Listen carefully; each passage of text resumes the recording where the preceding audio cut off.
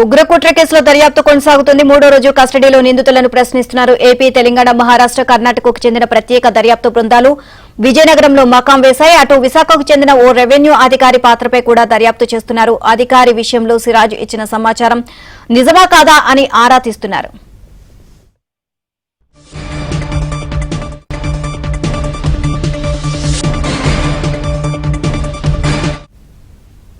Overall ఇదే అంశానికి సంబంధించి మరిన్ని అప్డేట్స్ మా క్రైమ్ కరెస్పాండెంట్ ప్రవీణ్ అడిగి తెలుసుకుందాం. ప్రవీణ్, సిరాజ్ ని అలాగే సమీర్ ని ఇద్దరిని కూడా విచారిస్తున్నారు. ఇంకా చాలా విషయాలు కూడా బయటకు వచ్చిన పరిస్థితి అయితే దీనికి సంబంధించి మీ విశ్లేషణ ఏంటి?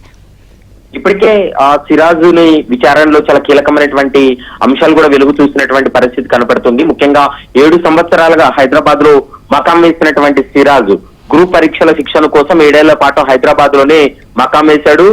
సిరాజ్ మరో సమీర్ కలిసి దాదాపు 5 ప్రాంతాల్లో రెక్కీ చేశారు. వీళ్ళు ఇక్కడికి వచ్చిన తర్వాత గ్రూప్స్ కు ప్రిపేర్ అవుతున్నట్లు నటించి ఈ ఉగ్ర కార్యకలాపాలు కొనసాగించినట్లు ప్రస్తుతం అయితే పోలీసుల విచారణలో తేలింది.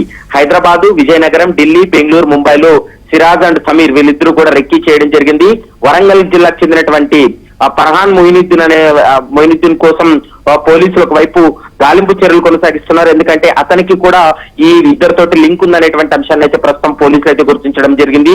మరోవైపు యూపీకి చెందినటువంటి బాదర్ ఆయన కూడా సిగ్నల్ యాప్ ద్వారా వీళ్ళకి కాంటాక్ట్ అయ్యి ఉగ్ర కార్యకలాపాలు ఎలా కొనసాగించాలనేటువంటి అంశానికి సంబంధించి కూడా వీళ్ళు చర్చించుకున్నట్లు ప్రస్తుతం అయితే ఒక నిర్ధారణకు రావడం జరిగింది. కాబట్టి వీళ్ళు సౌదీ నుంచి వచ్చేటువంటి ఆదేశాలన్నింటినీ కూడా ఇండియాలో అమలు చేసేటువంటి ప్రయత్నం చేస్తున్నారు. రిక్రూట్మెంట్ పేరుతోటి చాలా మంది యువతను ఉగ్రవాదం వైపు మళ్లించేటువంటి ప్రయత్నం చేశారనేటువంటి అంశాన్ని కూడా ప్రస్తుతం గుర్తించడం జరిగింది. ముఖ్యంగా హైదరాబాదు, వరంగల్ ఉగ్ర కార్యకలాపాలకు అనుకూలంగా ఉంటుందంటూ కూడా వీళ్ళు కొన్ని చర్చించుకున్నట్లు ప్రస్తుతం అయితే మాత్రం నిఘా వర్గం కూడా గుర్తించడం జరిగింది. పోలీసుల ఇన్వెస్టిగేషన్ కూడా వెల్లడైనటువంటి పరిస్థితి అయితే స్పష్టంగా కనపడుతుంది. కాబట్టి ఒమన్, సౌదీ నుంచి నిందితులకు ఆర్థిక సహాయం కూడా అందినట్లు ఇప్పటికే ఆధారాలు లభించాయి. కాబట్టి ఈ రోజు బ్యాంక్ ఖాతాలన్నింటినీ కూడా ఓపెన్ చేసేటువంటి అవకాశం అయితే కనపడుతుంది.